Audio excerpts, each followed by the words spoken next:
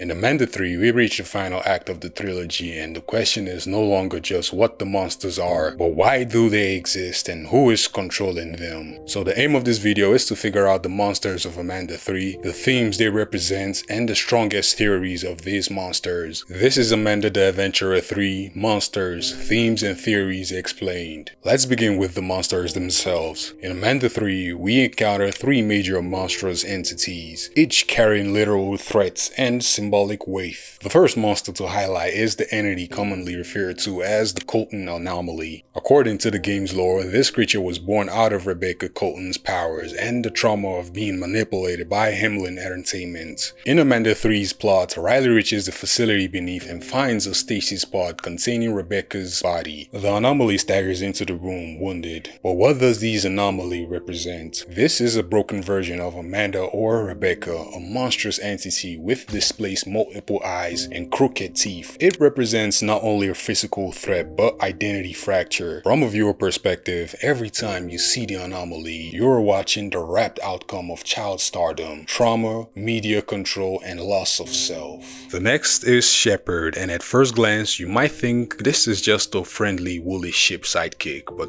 no. Shepard is the twisted counterpart to that idea. In the facility beneath Hameln, Riley is chased by Shepard, who destroys the stasis pods and kills Chicken Scratch. Shepard embodies manipulation and control, the friendly toy turned monster, the guardian turned jailer. The message is clear. What you believe is safe may actually be observing you and turning on you. And this brings us to objects, monsters, and metamorphoses. There are more subtle monsters in Amanda 3 and in the series overall. Many of the threats come from things, props, toys, inanimate objects with googly eyes. These are not always named, but they matter. They signal the system's reach, corrupt a child's show, then turn these kids into vessels, and then turn them into prey. In Amanda 3, you see how seemingly safe items become traps. The horror isn't only the big monsters in the room, it's also the little things you once trusted. So, these are the monsters, but monsters don't exist in a vacuum. They happen because of reasons and themes. Now let's explore those themes. The monsters we identified mirror the game's deeper themes, and understanding these themes will help us decode why the creatures are the way they are. At the surface level, the show Amanda the Adventurer is a children's program with bright colors, a cheerful host, with an educational tone like Dora the Explorer, but the series gradually exposes the rot beneath. In Amanda 3, you watch once safe tapes like Healthy Food Helps Us Grow or A Day at the Beach turn into instability memory loops and glitches. The theme here is simple. What we once trusted as childhood innocence becomes twisted by corporate media. The monsters aren't just anomalies, they represent the broken show itself, the broken nostalgia.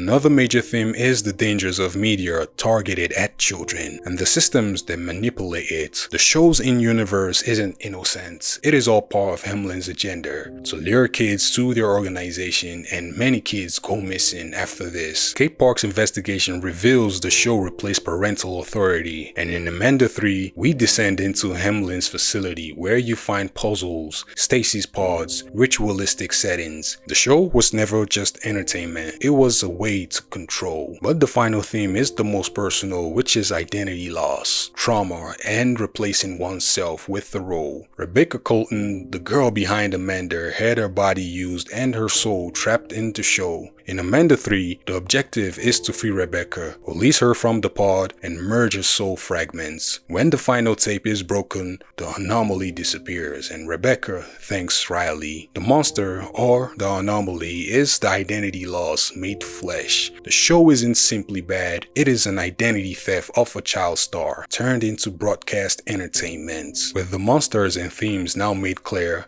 it is time to dig into the theories, those pieces of the puzzles that may not be fully confirmed but are strongly suggested by the game. The demon invocation we see in secret tapes make reference of phrases like Baal, Paiman, Baalam, and in earlier entries we saw references to demons like Baal, Paimon, and Baalem. Hameln isn't just a TV company.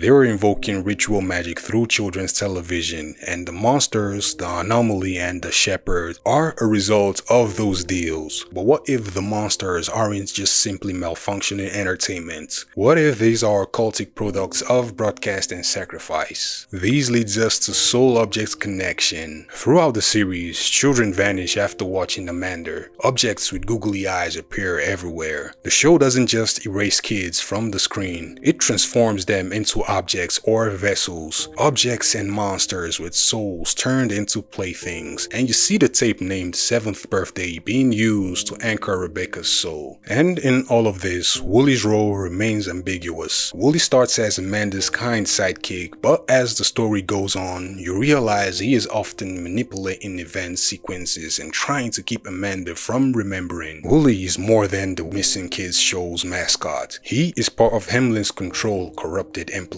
In Amanda 3, we see his monster counterpart as the shepherd. His glitching and controlling behavior shows he is complicit in trapping Amanda. But when Wooly smiles at you, the question is, who is he really smiling back at? Now let's tie it all together. The monsters, themes, and theories are not separate. They overlap and reinforce one another. The Colton Anomaly represents trauma, identity loss, and a corrupted childhood, while Shepherd represents media manipulation and control turned predator. The other objects and the monsters are the silent tool of the system, children turned into playthings. These theories give us more context. The demon thread explains why this is happening. The soul object theory explains how Wooly's role shows who is really hidden inside. And in the finale of Amanda, you free Rebecca and she breaks the tape, and the battle between Anomaly and Shepherd ends. That's the final symbol, the loop breaking, which ends the system. But there is also a hidden message in all of this. The meteor was never just harmless, it was meant to pull us in. For Amanda and Rebecca, it means a child star was used, manipulated, and turned into entertainment. Her monsters are the pieces of her stolen soul.